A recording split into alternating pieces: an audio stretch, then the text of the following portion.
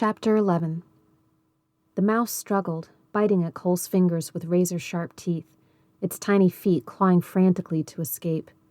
Cole pitied the scared little mouse, but he held on, gripping with all his strength. This mouse was his quarry, like a gull catching a herring or an owl catching a rabbit. He squeezed the mouse but was too weak to stop the struggling. Cole felt the mouse squirming free, so quickly he brought his fist to his mouth. He pressed his hand against his lips and forced the struggling rodent between his teeth. It kept struggling, biting at Cole's lips and tongue. Cole bit down, too, and a tiny bone crunched. The mouse spasmed but kept squirming. Cole bit again, but his jaw lacked strength. Still the mouse wiggled and twisted, frantically chewing at Cole's tongue. For a brief second, Cole felt a furry head pass between his back teeth, and he willed his jaws together with every ounce of strength he could gather. The small skull crushed, and then the mouse stiffened and quit squirming. With the dead mouse bunched in his cheek, Cole rested his jaw. Occasionally, the tiny body twitched. Gradually, Cole worked his teeth together, gnawing on the body. Salty fluids filled his mouth, and he forced himself to again imagine a baby sparrow with an opened beak. Food was energy, and energy was life. Eating the mouse exhausted Cole, and by the time he had chewed up the tiny bones and swallowed the wad of tough furry skin, he lay spent, mouth gaping open. His jaw ached and felt hollow. Mosquitoes landed on his lips and tongue at will. His skin had become swollen and puffy, burning with a fiery itch. Cole wanted desperately to live, but how? The wretched insects sucked life from him faster than he could replenish it. He closed his eyes to the bloodletting, but that did not stop the torment. In the maddening darkness, he sensed another movement. Again he opened his eyes, half expecting to see the spirit bear. Instead, he found two seagulls near his head, pecking fish chunks from the vomit he had thrown up in the grass. My puke, Cole thought. They're eating my puke. In that moment, Cole realized how badly he wanted to live. The food he had thrown up was still food.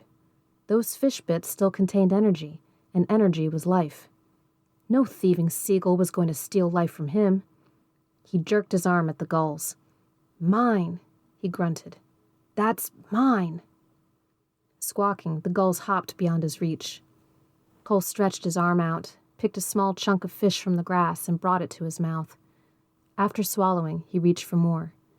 Bit by bit, he ate until the few remaining pieces were too small to pinch between his fingers. Finally, he relaxed. Eating had taken his last ounce of energy. He closed his eyes as drizzle fell again. The falling moisture felt like more mosquitoes landing, but as it turned to rain, it cooled Cole's burning skin. He opened his cracked lips and let rain hit his swollen, chalky tongue. Earlier, Cole had felt hollow and weak, as if all the blood had emptied from his body. Now he felt something difficult to describe. Despite the cold, energy seeped through his body, letting him grasp thoughts and hold them in his mind. He felt satisfaction. He had provided for himself and could feel his body absorbing the food he had eaten. But still his body desperately needed water. He was thirsty. So very thirsty. As the rain fell again, the ground softened. Cole dug with his fingers and brought mud up to smear onto his swollen neck and face.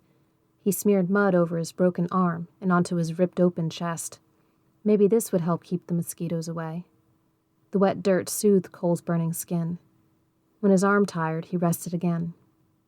Gradually, rain pooled where he had dug up mud beside him. He stared at the muddy water, then placed his hand into the puddle. Each movement was forced as he cupped his palm and brought the brown murky liquid up to his mouth. Again and again, he reached for more water. Sometimes only a few drops made it past his dried lips, but gradually moisture coated his throat and finally allowed him to swallow. Cole let his weary arm collapse to the ground. Resting, he gazed out toward the bay at the eagles snatching fish from the surface. Nearer the shore swam a mother seal with her pups, their heads bobbing in the water as they worked the fish schools near the rocks. Cole scanned the ground once more and caught 2 more worms that surfaced with the new rain. He dropped them into his mouth and chewed.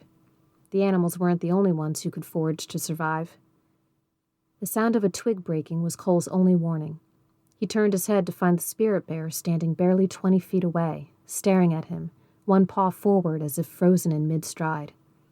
The bear's shiny nose twitched as raindrops beaded into splashed pearls on its shaggy hair.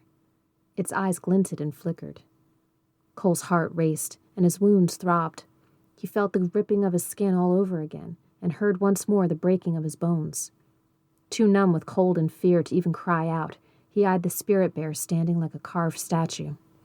Cole licked at his cracked lips. Had the bear returned to kill him, or was it just toying with him? He found himself trembling with fear, not of death, but of helplessness. He hated being at the mercy of the world around him. Why didn't this monstrous white creature just walk in and finish what it started? A single bite from its massive jaw, one hard swat from its powerful paw, anything now would tip the balance and end this nightmare. One way or another, Cole decided to bring this moment to a conclusion. His mouth held little moisture, but deliberately he dredged up spit from deep in his throat, all the while meeting the bear's intense gaze with one of his own. When not one more drop of moisture would form, Cole painfully lifted his head. He sucked in the deepest breath he dared. He was spitting at more than the spirit bear. He was spitting at his life. The world would take him to the grave with a slimy goober on its face. Cole Matthews would still have the last word. Preparing for his final act of defiance, Cole drew his chin back, then he spit hard, flinging the saliva with a desperate throw of his head. Pain attacked him from all sides, but he kept his eyes open. He wanted the satisfaction of watching this last moment. As if in slow motion, the glob of spit arched weakly toward the spirit bear, but landed in the grass far short of its mark. Cole collapsed. That was it then. He had done all he could. Now the world could do as it pleased with him. The spirit bear raised its head slightly and sniffed the air with a long, curious breath. Then it started forward. Cole tensed. This was how the first attack should have ended.